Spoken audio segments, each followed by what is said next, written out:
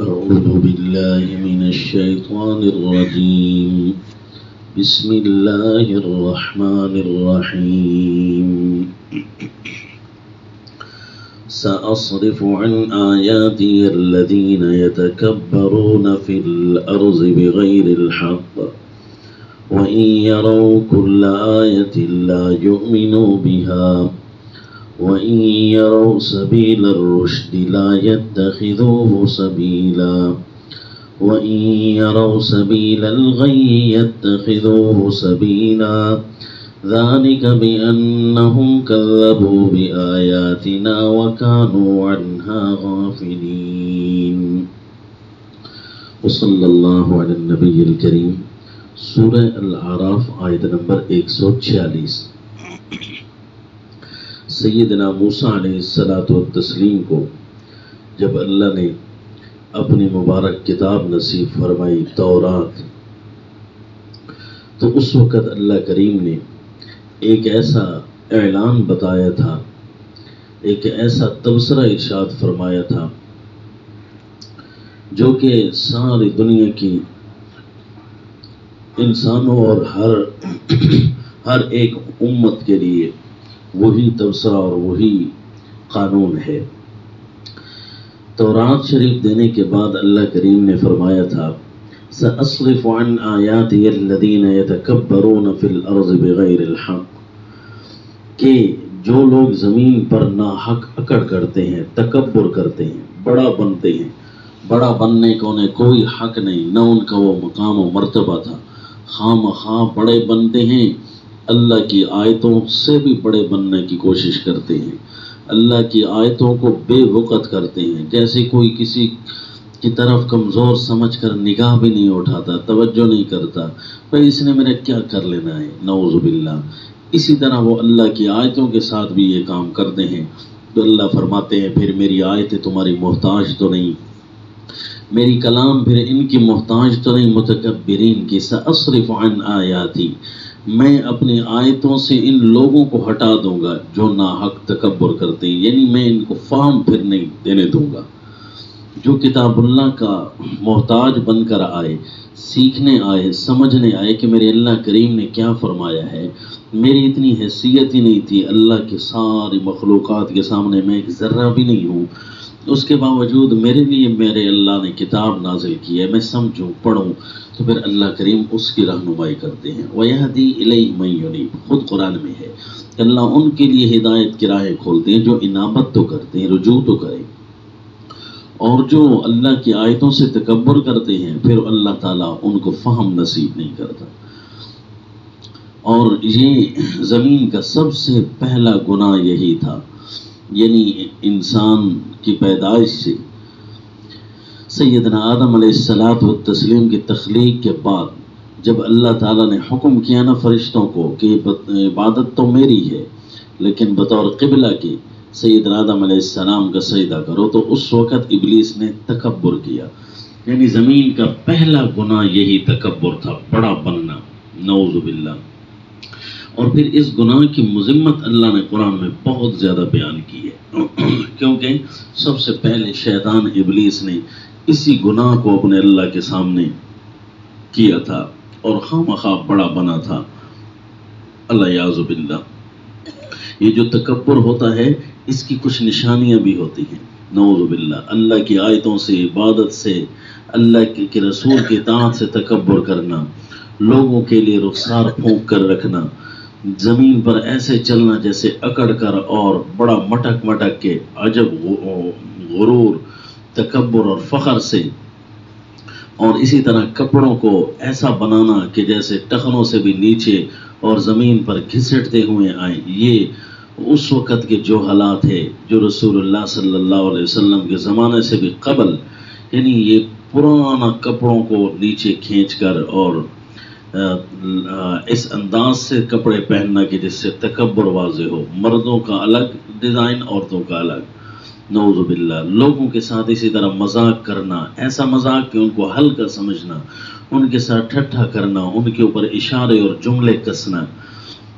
اسی طرح کہ فقیر، ضعیف اور کمزور لوگ بیٹھے ہوں تو ان کے ساتھ بیٹھنے سے گریز کرنا، ان کے ساتھ اگر بیٹھنا بھی پڑے تو مجلس میں اونچا ہو کر بیٹھنا، نعوذ باللہ، اور لوگوں کا اکٹھ اپنے پاس دیکھے تو خوش ہو، اور ان کے پاس کوئی نہ آئے تو یا اس کے اوپر کوئی جھمگٹا نہ کرے تو اس کو پریشانی ہو، اپنے آپ کی فضیلت، یہ ساری نشانیاں ہیں کہ تکبر آتا ہے، یہ بڑا بننا چاہتا ہے، نعوذ باللہ۔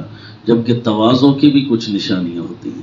تواضع یہ ہوتا ہے کہ اگر کوئی بندہ اس سے آگے قدم رکھتا ہے تو اسے کچھ نہیں کہتا، اور جہاں بھی جگہ ملتی ہے وہیں جا کر بیٹھ جاتا ہے، اور لوگوں کے ساتھ جب ملتا ہے تو خوش باش چہرہ ہوتا ہے، ہنستے ہوئے مسکراتے ہوئے۔ کسی کے ساتھ کوئی کام پڑ جائے، بڑا ہو یا چھوٹا ہو، امیر ہو یا غریب ہو، ضعیف ہو یا طاقتور ہو، اس کے ساتھ برابر پیش آتا ہے، ان کے کام کاج کرتا ہے، فقیروں اور مساکین کے ساتھ بیٹھتا ہے، اپنے گھر کے امور بجا لاتا ہے، جس طرح رسول اللہ صلی اللہ علیہ وسلم کے بارے میں فرمائے کہ اللہ کے نبی اپنے گھر کے کاموں میں مصروف رہتے تھے، نماز ہوتی تھی تو نماز کی طرف چلے جاتے تھے۔ سورہ القصص آیت نمبر 83 میں بھی ہے، تلک الدار الآخرۃ نجعلها للذین لا یریدون علوا فی الارض ولا فسادا والعاقبۃ للمتقین۔ آخرت کا گھر تو ہم ان کے لیے بناتے ہیں جو زمین میں بڑا نہیں بننا چاہتے، علوا فی الارض، یہ زمین کے اندر بلندی کو خواہ مخواہ نہیں چاہتے، نہ زمین کے اندر فساد، جس طرح کہ قارون نے کیا۔ یہ اس سے پیچھے، اس سورہ القصص کی آیت نمبر 83 سے پیچھے واقعات چل رہے ہیں قارون کے۔ اسی لیے اللہ کریم نے عاجزی سکھائی ہے بندوں کو، لا تصعر خدک للناس، لوگوں کے لیے اپنے رخسار پھونک کر نہ رکھ، چہرہ ایسا بنا کر نہ رکھ بس ساروں سے آپ ہی اچھے ہیں، دوسرا کوئی اچھا نہیں، نعوذ باللہ۔ ولا تمشی فی الارض مرحا، زمین پر ایسے نہ چل جس طرح کوئی اکڑ کی چال ہوتی ہے۔ یہ جو قانون تھا یہ بھی اکڑ کی چال رکھتا تھا۔ سورہ لقمان آیت نمبر 18-19، اس میں اللہ کریم نے عاجزی سکھائی ہے، اور سورہ القصص کی آیات میں اللہ کریم نے قارون کی حالت بیان کر کے اس کو بھی اس کی قوم سمجھایا کرتی تھی یہی بات، یہ اللہ تعالیٰ نے ہمیں سنوائی۔ اذ قال له قومه لا تفرح ان اللہ لا يحب الفرحین، جب اس کی قوم کہتی تھی اکڑ کی خوشیاں نہ رکھا کر، یہ جو اکڑ والے ہوتے ہیں اللہ تعالیٰ کو یہ پسند نہیں ہے، نعوذ باللہ من ذالک، یہ بہت بڑا گناہ ہے، کیونکہ رسول اللہ صلی اللہ علیہ وسلم نے ارشاد فرمایا تھا، سیدنا عبداللہ ابن عمر اور سیدنا عبداللہ ابن عمر، یہ دونوں صحابی ایک دفعہ کھڑے تھے، مسند احمد میں روایت ہے، تو سیدنا عبداللہ ابن عمر رضی اللہ عنہ یہ بعد میں رونے لگ گئے جب سیدنا عبداللہ ابن عمر چلے گئے، تو کسی نے پوچھا یا ابو عبد الرحمن کس چیز نے آپ کو رلایا ہے؟ قال ھذا زعم، کہا یہ جو کھڑے تھے نا عبداللہ ابن عمر، اس نے مجھے ایک بات بتائی ہے کہ انہ سمع رسول اللہ صلی اللہ علیہ وسلم یقول، کہ اللہ کریم کہ رسول اللہ صلی اللہ علیہ وسلم کو یہ بات فرماتے ہوئے اس نے سنا تھا کہ من کان فی قلبہ مثقال حبۃ من خردل من کبر کبہ اللہ لوجہہ فی النار، جس کے دل میں ایک رائی کے دانے کے برابر بھی اگر تکبر ہوا نا تو اللہ تعالیٰ اس کے چہرے کو جہنم کی آگ میں جھونکیں گے، اللہ یعوذ باللہ۔ یعنی اتنا تکبر سے بھاگا، ذرا سا بھی نہیں کرنا۔ مسلم اور ترمذی کی روایت ہے، لا يدخل الجنۃ من کان فی قلبہ مثقال ذرۃ من کبر، کہ جنت میں وہ بندہ داخل نہیں ہوگا ایک ذرے کے برابر اس کے دل میں تکبر ہوا، بڑا بنا۔ تو ایک آدمی نے پوچھا ان الرجل يحب ان يكون ثوبه حسنا ونعله حسنا، اللہ کے نبی کوئی بندہ تو یہ بھی چاہتا ہے کہ اس کے کپڑے اچھے ہوں، اس کی جوتی اچھی ہو، فرمائے یہ تو جمال ہے، ان اللہ جمیل یحب الجمال، اللہ بھی خوبصورت ہے، خوبصورتی کو پسند کرتے ہیں۔ کبر تو کہتے ہیں لوگوں کے حق کو توڑ ڈالنا اور ان سے بڑا بن بیٹھنا اور لوگوں کو روند ڈالنا اور ان کے سارے فائدے اپنے طرف کر دینا اور ان کو بے وقت سمجھ لینا، نعوذ باللہ۔ الکبر بطر الحق و غمت الناس۔ اور اسی طرح مسلم شریف میں ایک مثال اللہ تعالیٰ کی طرف سے رسول اللہ صلی اللہ علیہ وسلم نے بیان فرما کے سنائی کہ اللہ کریم فرماتے ہیں کبریا اور ردائی، یہ جو بڑائی ہے یہ تو میری چادر ہے. جس طرح کسی کی چادر ہوتی ہے نا لوگوں کے، ہاں چادر لینا یہ اس کی عزت کی نشانی سمجھی جاتی تھی. اور عظمت میری، یہ بھی میری چادر ہے. دو چادریں ہوتی ہیں انسان جب کبھی چادر لیتا ہے، لباس بناتا ہے تو فمن نازعنی واحدا منہما قذفتہ من النار، جس نے کبریائی یا عظمت اپنے نام کرنے کی کوشش کی تو میں اسے جہنم میں پھینک دوں گا. نعوذ باللہ.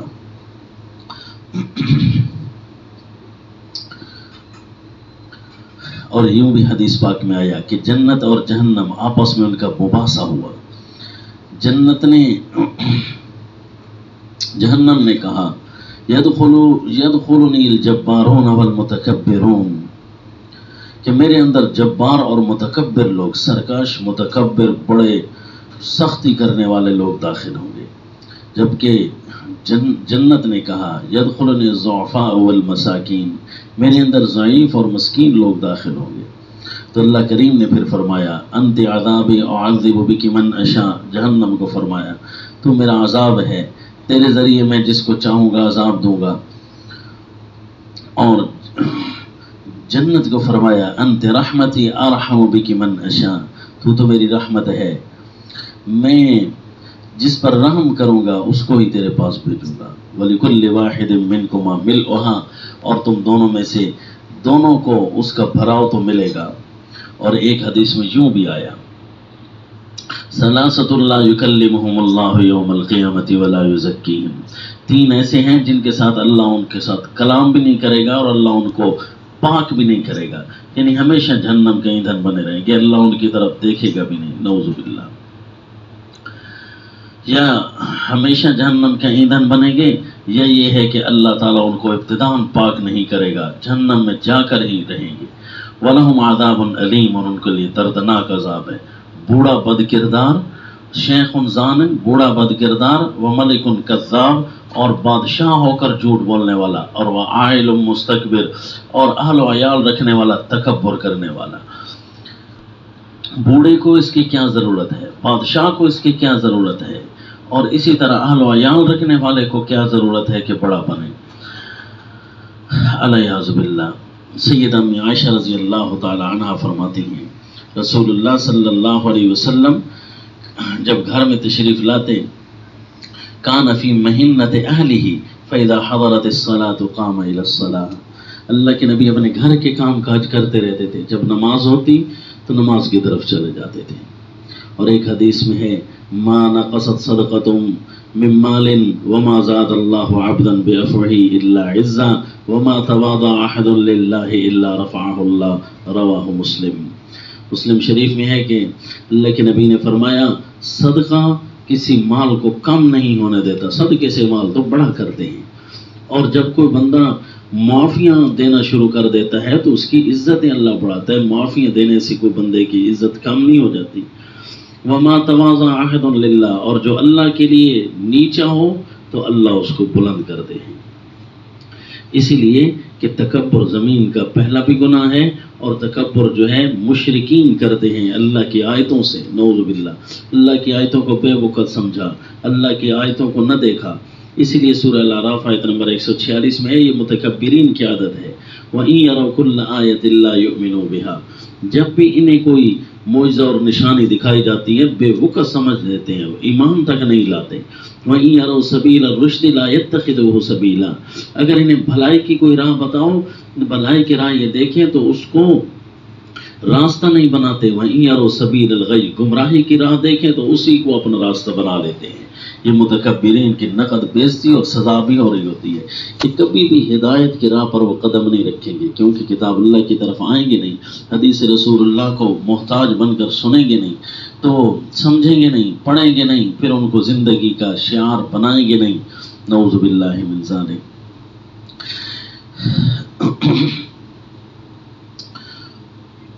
ذالک بأنہم کذبوا بآیاتنا، یہ حالت ان کی کیوں ہو گئی کہ ابتدا ہی سے انہوں نے اللہ کی آیتوں کو جھٹلائے رکھا، وکانوا عنہا غافلین، اور ان سے غافل، یعنی دو لوگ یہ متکبرین میں نعوذ باللہ شامل ہوں گے، ایک جنہوں نے آیتوں کو جھٹلایا تھا، بے وقت کیا تھا، اتنی بھی وقت نہیں سمجھی تھی اللہ کی آیتوں کو ایک دفعہ سن لیتے، اور وہ لوگ بھی متکبرین میں شامل ہوں گے جنہوں نے کتاب اللہ کو یوں کر کے جھٹلائے تو نہیں لیکن بے وقت سمجھا، وکانوا عنہا غافلین، اور کتاب اللہ کی آیتوں سے بے خبر تھے۔ جس چیز سے بندہ تک محبت کرتا ہے، جس چیز کو بندہ اچھا سمجھتا ہے اس کی طرف لگاؤ رکھتا ہے، جس چیز کا محتاج ہو اسی کی طرف بھاگتا ہے، لیکن جو غافلین ہیں کتاب اللہ کی طرف نہیں آنے والے، سمجھ لیں کسی گناہ ان کا کتاب اللہ سے ضرور تکبر موجود ہے کہ اگر بے وقت نہیں سمجھا تو پھر آئے کیوں نہیں، بے وقت سمجھنا ہی یہ تکبر تھا، نعوذ باللہ من ذالک۔ یہ وہ وحی تھی جو اللہ کریم نے سیدنا موسیٰ علیہ الصلوۃ والتسلیم کی طرف کی، تورات شریف کے احکام دے کر، اور پھر اللہ نے یہی بات ہمیں قرآن میں بھی سنائی کہ تم بھی اسی طرح اللہ کی آیتوں کا خیال کرنا، وما علینا الا البلاغ۔